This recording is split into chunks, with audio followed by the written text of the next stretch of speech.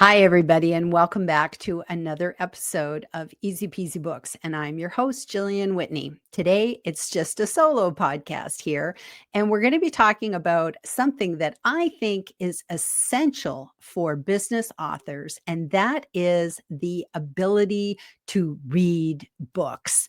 And this episode is From Reader to Author Building Your Authority One Book at a Time. And the reason why I decided I wanted to talk about this is piggybacking on a conversation that I recently had with a colleague. And they were telling me how much they envied that I am such a voracious reader because, spoiler alert, I am an avid reader. I love to read. I literally think that I was born into the planet. I came out in the delivery room reading a book, and I told the doctor who was about to slap me, wait, I'm just getting to the good part. I truly believe that I have always been surrounded by books. I love libraries. I love bookstores. I have so many books on the go. I have books on I use the Kindle app, so I have books on my iPad. I listen to audiobooks when I'm cooking or cleaning. I listen to books in the car. My husband and I listen to books sometimes over dinner. We like to share a book. Sometimes it's a great way to kind of unwind in the evening and make our dinner go a little bit slower too. And on top of that, I read books for business. I always have a book. And recently, my big night out or big afternoon out, we did a day date the other day, and I got to go to a library book sale, and I was so happy. It was just like, yay, look at all these books that get to come home with me. So it was just absolutely wonderful. Now, what I think is so important about reading is it just helps us become better writers. Just through reading, we become better writers. We learn about grammar and we expand our vocabulary. We begin to know storytelling techniques. I'm reading this book, which I picked up at the book sale, called The Power of Moments. And it's by those Heath brothers, Dan and Chip Heath. And it's all about how moments in our life affect us. And it's like, this is a great book to read if you're trying to figure out how to work personal stories into your business book that you're writing. So highly recommend this book. I've just started it and I love it. And these guys are the king of storytelling. If you've ever read Made to Stick, that's another great book by them about like, how do you make a story sticky? Sounds like such a funny word, doesn't it? Sticky. But how do you get a story to actually stick with people? They remember the story. It's the lesson is all wrapped up in the stickiness of the story, so to speak. But anyways, I digress. I was talking about a conversation. I think I'd started talking about this, a conversation that I had with a colleague who was telling me they envied me for being such a voracious reader. And they said, quite frankly, I don't have the time or the money to read. And they confessed that they could probably count on one hand the number of books that they've read since they graduated college. And I was like, what? We need to just take those obstacles and like smash them off your path. And I thought, you know what? If this could be affecting my friend, it could probably affect you too. So I just want to put in a plug for why reading is important. And let's talk about those obstacles that my friend has for reading. So first of all, let's talk about the time barrier. I don't have time to read. So basically, it's just like you don't need to sequester yourself off into the mountains in a cabin with an old typewriter in order to bang out a book. We don't need to do that. And the same is with reading. We don't have to say, well, when I have a summer vacation and I'm not doing anything for 2 months, then I'll start reading. No. Like writing, reading is the same way. You have to fit these into the cracks of the day. They slip in, and it's very easy to slip them into your day. So for starters, you could, when you wake up in the morning, own that time. If you're a morning person, get up a half hour earlier and spend that time reading. You can sit over your coffee. Don't go to your emails. Don't read emails and drink your morning coffee. Claim that time for yourself. So you could just pick up your book and you could just read one chapter with a cup of coffee before the day starts and everyone else owns you. Don't be, owned by your email inbox. No, it's 7 o'clock in the morning. You don't need to be doing emails. There's no reason why you can't be after your workout or whatever. Sit and read a book and take that time for yourself. You can also work it into your lunch hour, your dinner, etc.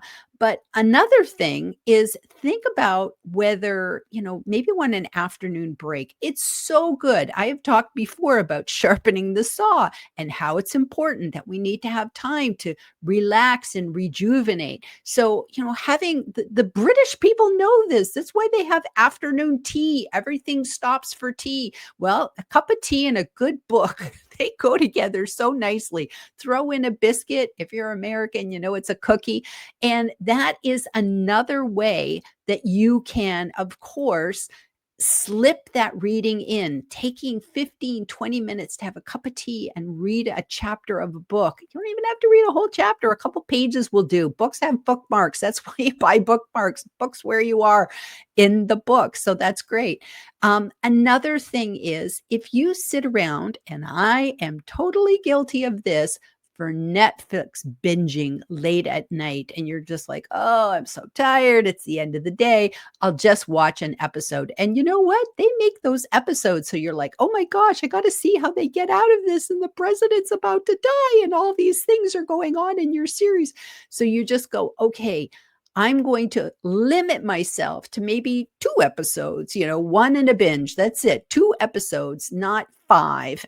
And you're going to say, I'm going to retire maybe an hour earlier and I'm going to read in bed. I do that every single night. I always read in bed. I put my iPad, I like to use my iPad. I put my iPad on dark mode and it allows me to read and slowly start shutting down my brain before bed. I am not one of those people that can go to bed and go to sleep. My husband is, and it's just like, boom, he's asleep. No holds bar. But I would sit there just ruminating about my day and what about this? What about that? Making laundry lists. I have things I should do. I just need a sort of a way to downshift. And so reading for 15, 20 minutes before bed is before I go to sleep is such a great thing. So I do it at night. I turn off all the lights and I just put it on dark mode. So it's like black paper with white writing, really easy on my eyes. And that's how I slip reading in. But you may not want to read a book. You might want to consume a book by listening on audio. And that's another great way that you can slip some reading into your day. You could be listening to a book when you're driving around town, or especially if you're doing a long commute somewhere. You can also be listening to an audiobook when you go walking the dog. And it's like audiobooks are perfect for that. You just walk as much as you want. And then when you go to start the audiobook again, it knows exactly where you left off and it queues up and you just go on to the next bit. So that's great. If you work out at a gym, you can listen to podcasts. That's what I do. You can listen to music or you could listen to an audiobook. So those are all great ways of putting reading and slipping it into those cracks of your day. So let's now talk about the cost barrier, because this is really important in terms of you don't have to spend any money. I'm saying any money at all in order to read. Now, I have books all over the house. If there's a book that I want and I know I want to keep it, I will order that book from Amazon and boom, I have it. I also support lots of independent authors. So I will buy a book on Amazon to support local authors. Oh, I would support local authors too, but independent authors. I like to do that as well. But I also like to get a lot of books for like at a library book sale. That's one, an honor. Libraries are always selling books, by the way. If you go to any library, they always have like a little shelf where they're selling books.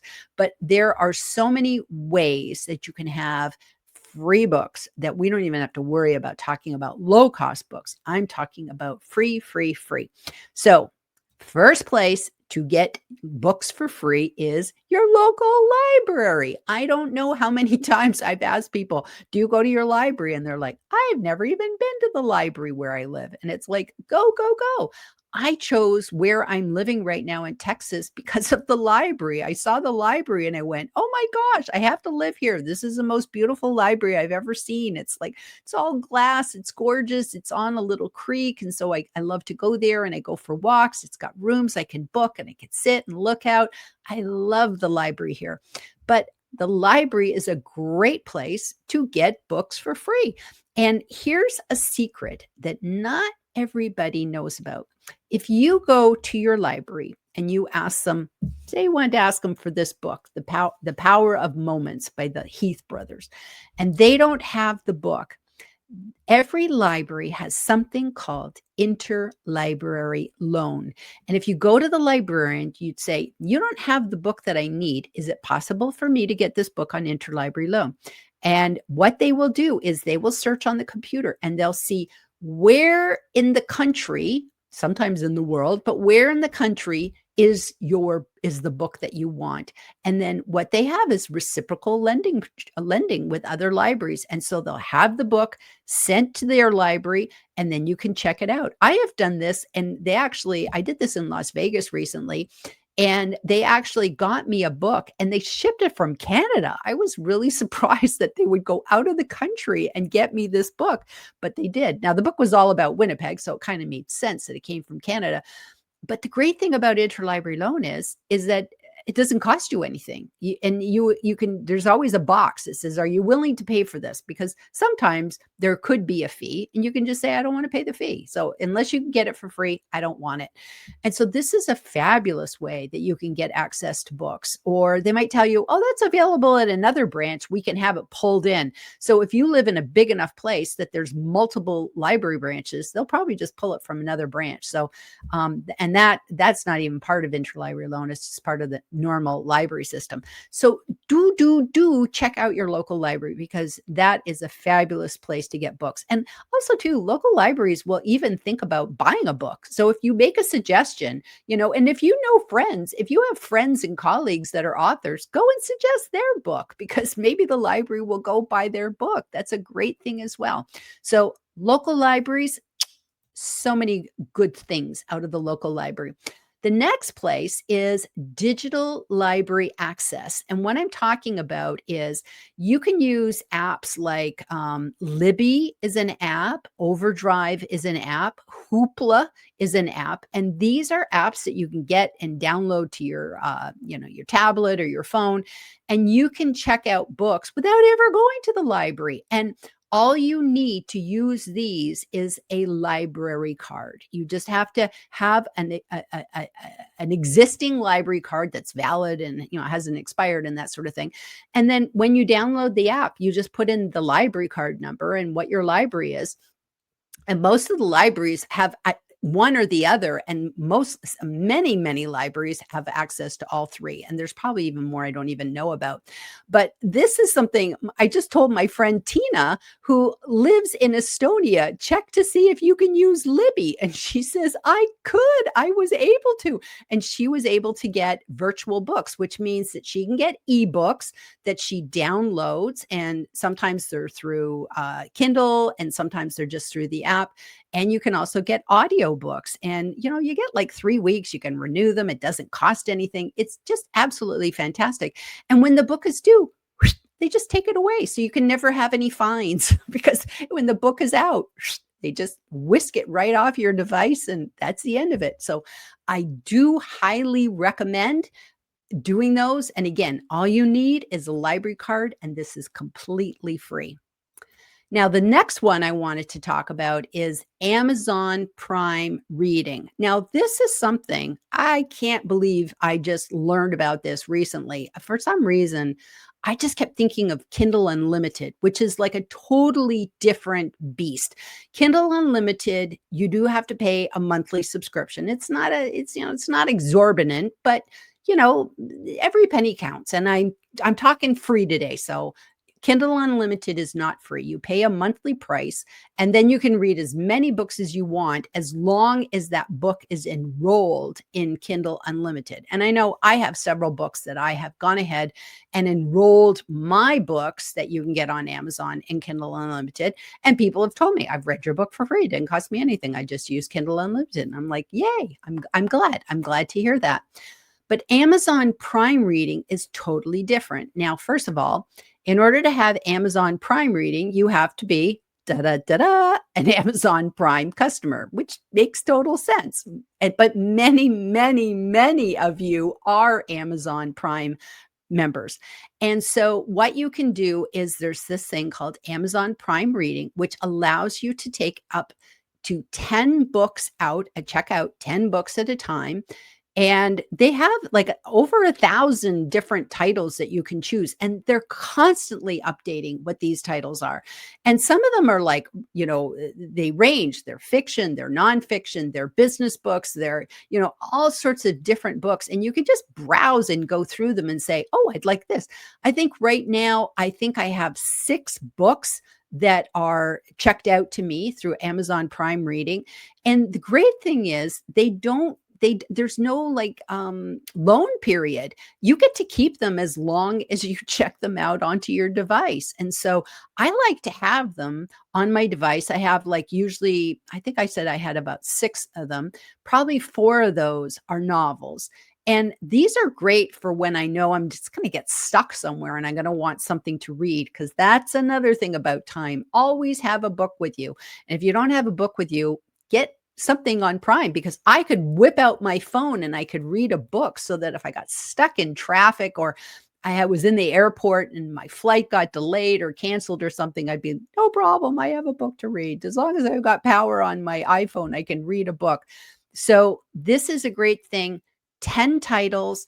And again, they just sit on your device. You know which ones are Amazon Prime Reading, so you never get confused.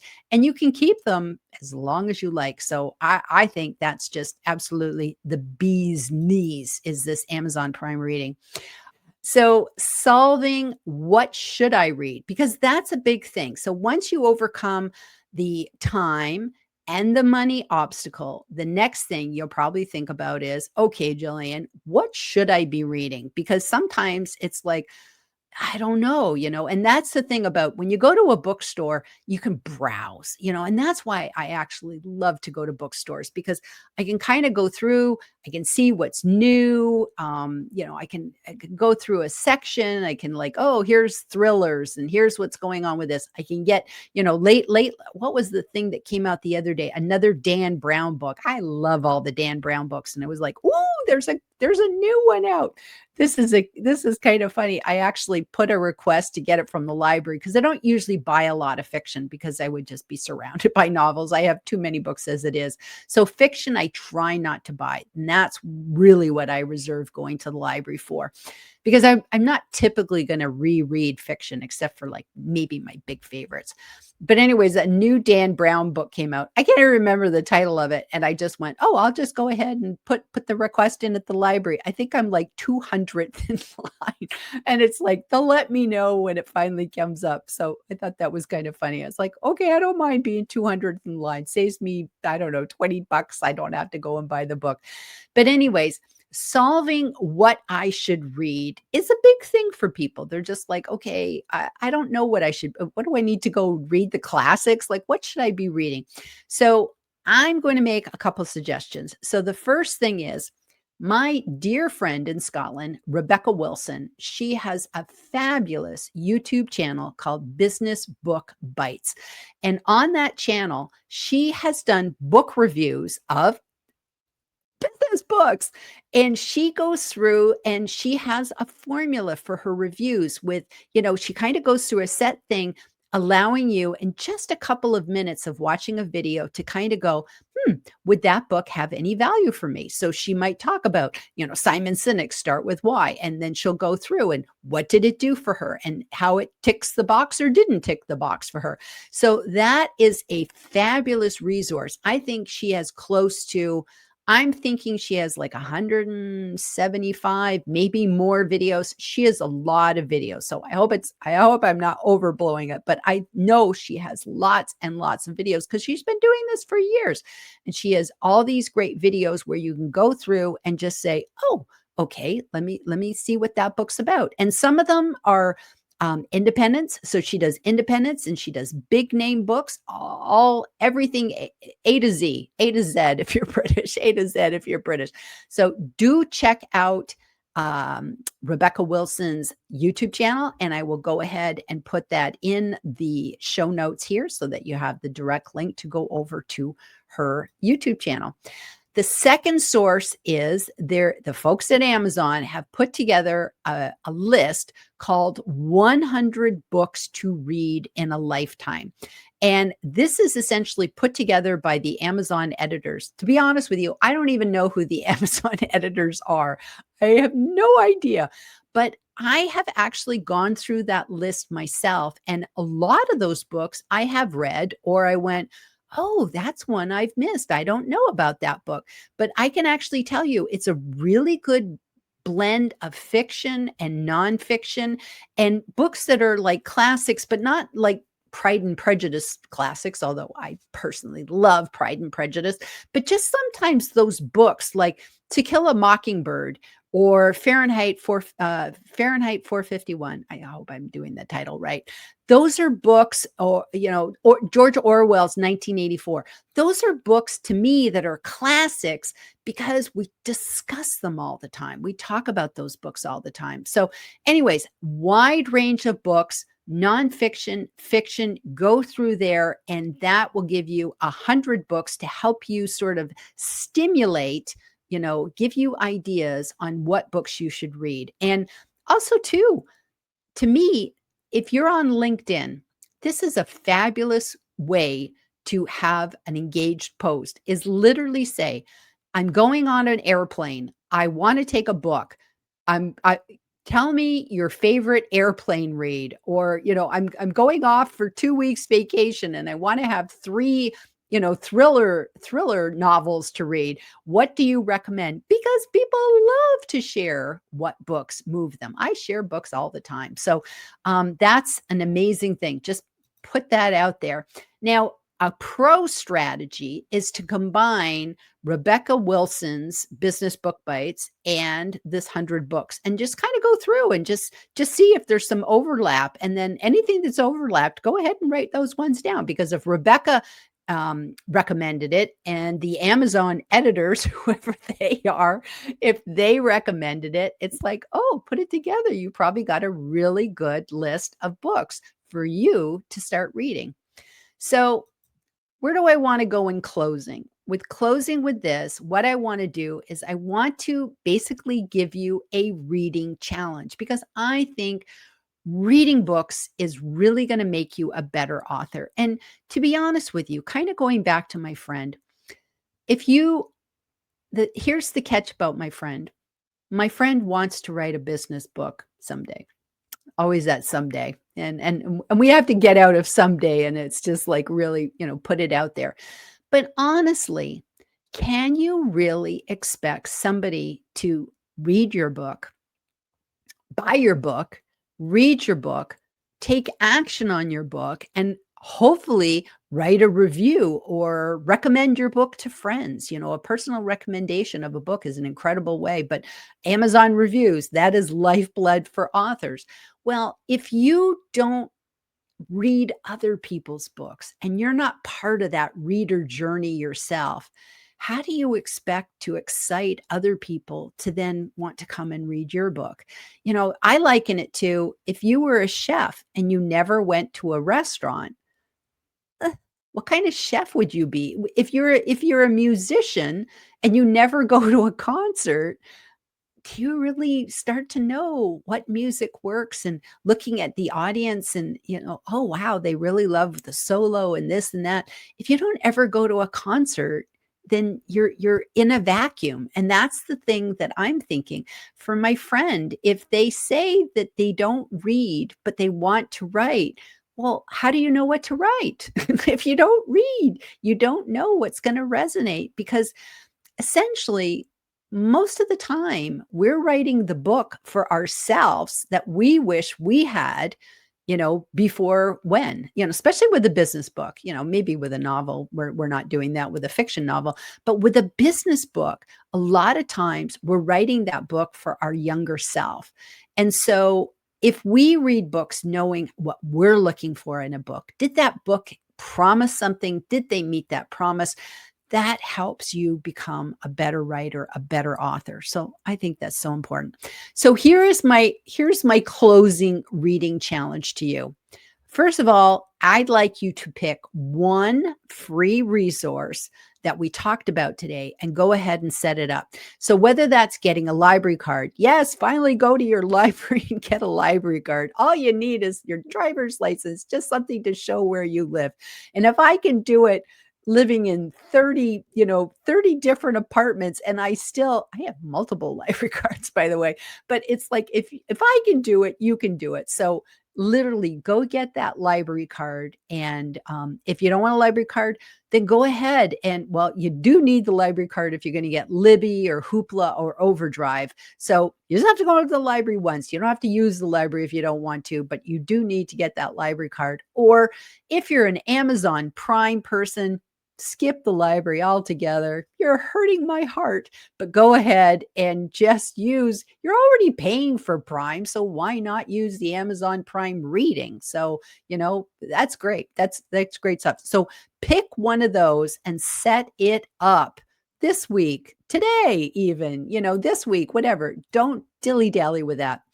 Now, what I want you to do, the second part of my challenge is I want you to choose your first book that you want to read. You don't have to be like me and have, the thriller on my Kindle and I'm listening to, what am I listening to? Here's actually what I'm doing on Prime. I am reading Cheryl Strayed's Two Women Walk into a Bar. And this is a very interesting story. It's actually called an Amazon original. Who knew? Who knew such a thing existed? So essentially, it is a short story. It's a short book. It's a tiny book. And then that way, that's just like, it's like an hors d'oeuvre, reading a short book like this is an hors d'oeuvre, but it counts. It's reading. So, maybe pick a short book. Don't go pick War and Peace that's like so thick, or like Game of Thrones and you're going to have to read 9 novels or something. Pick something that you find interesting, fiction or nonfiction. I don't care. Pick a book. That's going to be your first book that you want to read. And then what I want you to do is read at least 10 pages. Just give me 10 pages, because I think if you take the time, and again, it's about slipping the time in for reading in the cracks of your day. And so just figure out, where does it work for me to read? Should I get up half an hour earlier and read it with that coffee and a bagel? Should I have that afternoon tea time break like the Brits and just go and sit in a nice comfy chair and, tune off and, maybe put some music on, listen to music and read a book when you're having a cup of tea and a biscuit or cookie. See if it's maybe better for you to read in the bathtub. Some people love to read in the bathtub. Danger. I have dropped too many books in the bathtub. And I would never want to drop my Kindle. So I am not a fan of bathtub reading. I don't like to read in the bathtub. But I do like to read before bed. So think about less Netflix, more reading, and read at least 10 pages of a book and see if that hooks you in.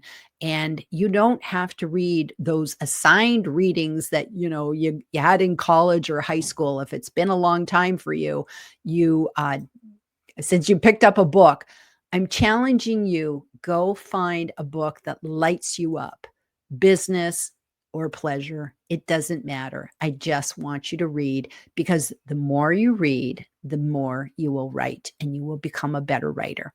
So I hope that there has been some value in this podcast today. I appreciate you guys listening in. I appreciate you listening in, and we'll be back next week and we'll see you then.